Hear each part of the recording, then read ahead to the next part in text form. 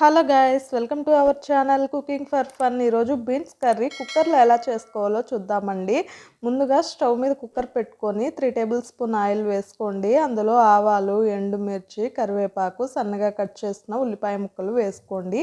ఉల్లిపాయ ముక్కలు బాగా వేగిన తర్వాత కట్ చేసిన టమాటా ముక్కలు వేసుకోండి. టమాటా ముక్కలు బాగా మగ్గిన తర్వాత బీన్స్ ముక్కలు వేసుకొని అందులో 1 table spoon salt, half spoon పసుపు, 1 టేబుల్ స్పూన్ కారం వేసుకొని బాగా కలుపుకోండి. తర్వాత వేగించిన పల్లీల్ని మిక్సీ జార్లో వేసుకొని 2 టేబుల్ల స్పూన్ కొబ్బరి పొడి, 2 టేబుల్ల స్పూన్ ధనియాల పొడి, 6-7 వెల్లుల్లిపాయలు వేసుకొని గ్రైండ్ చేసుకోండి పౌడర్ లాగా.